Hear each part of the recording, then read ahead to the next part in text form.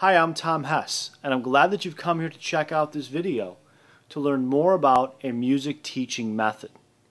Now, the first thing I'm going to say is going to seem a little bit controversial, but bear with me, it's going to make sense, and I'm sure by the end of the video you're going to agree. When you're searching for a music teaching method, you're already starting on the wrong foot. Because when you are seeking a single method, or a template, or a teaching strategy, which then you can take and apply to the students that you have, whether you're teaching piano or guitar or violin or voice or whatever it is that you're teaching, you're going to find that a lot of your students are not going to be able to benefit by whatever method that you're using. And even though you may be an exceptional teacher, and you may have a very effective method that you've developed yourself or that you've adopted from somebody else, you will always, always, always find, no matter how good you are and how good your method is, that it's only going to work with some students because they're just not going to connect with the others. They're not going to get that benefit. They're not going to really be committed and learn and progress in the way that you and I as teachers hope that they would. Now, usually what happens in those cases is that the teachers end up making this assumption of, well, that student wasn't very bright, or that student didn't really have potential, or that student wasn't really committed to the process, or whatever. We start, justifying to ourselves why the student didn't succeed because, it's sometimes hard to look in the mirror and blame ourselves or blame the methods that we're using. Now, what I'm going to suggest for you to think about is to shift away from searching for a method or a template in which you can use, and instead take a real serious look at each of the reoccurring major challenges that students have over time. And what you want to do is have 2 or 3 or 4 different yet effective strategies or methods for each of those individual problem or challenging areas.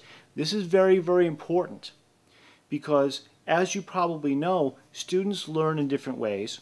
They connect with things in different ways. They see things in different ways. They process information differently. They get excited about different things.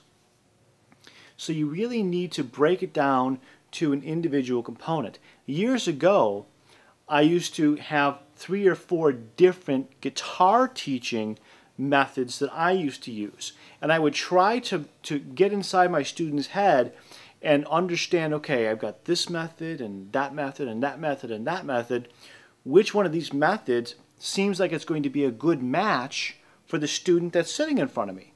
Now, when I started doing that, I actually improved my effectiveness as a teacher a lot, because before I was just using a single method. Now I've got 3 or 4 to choose from. But what I soon discovered was that if I would choose method number 1 for this particular student, some of the things really seemed to work using that method, but some of the things didn't work well at all. So then I came to finally realize what I just told you, that I really need to have a method or a strategy or a series of them for each specific challenge. And I might have to pull from this method on music theory. I might have to pull from that method on guitar technique, or whatever the case may be. So what I'm going to suggest for you to do to get started and to really go deeper into your guitar teaching and the effect, or music teaching or piano teaching, whatever it is that you teach, is to come to my website. I've got some free online resources for music teachers. Now, I teach guitar, but even if you teach piano or voice or whatever, 99% of what I teach to teachers like yourself is going to be applicable to whatever you're teaching. I mentor piano teachers, I mentor a violin teacher, I mentor a saxophone teacher, and of course I mentor all kinds of guitar teachers. But the point is, come to my website, take some of these free self-assessments. You're going to discover some really key strengths and weaknesses that you may have that you may not even realize that you have until you really think about the questions that I'm asking you and then the choices of answers to which you can select from. Now, once you fill out those assessments, what I'm going to do is give you some very specific feedback based on each question that you answered and how you answered it. So if you're a little weak in one area, or you're struggling in another area, or you're not sure about something else, I'm going to help you by giving you some very specific things that you can do and do fairly soon in order to make yourself more confident, make yourself stronger, and ultimately help your students get so much more benefit from you.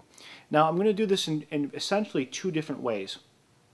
First is you're going to see some questions and some assessments based upon specifically music teaching skills. Now, if you see the word guitar teaching in the tests, if you don't teach guitar, don't worry. You can just substitute piano and it's going to be the same basic idea. Okay? Now, the other side is that there are some specific things for building your business, for building your career, for making a whole lot more money than you probably do right now. What I'm going to say to you, I don't mean to say in an arrogant way or to show off or anything like that. It's just sincerely from the heart. I make a lot of money teaching guitar. What is a lot of money? Well, let's just say more than $250,000 a year teaching guitar lessons. It's very realistic. There's nothing special about me. I'm not any better than you.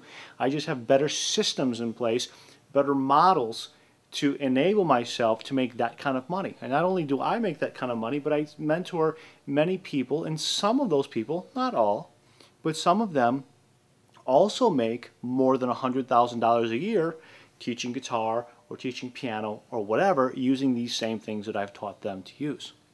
Now, I'm not selling anything here at the link below. These are just free resources. If you want to talk to me about being mentored by me in terms of your music teaching skills and or your business skills, your career of teaching skills, I'd be happy to talk to you about that as well. But right now, let's start with the assessments and let's sort of see where you're at and discover some things for yourself. You'll be glad that you did.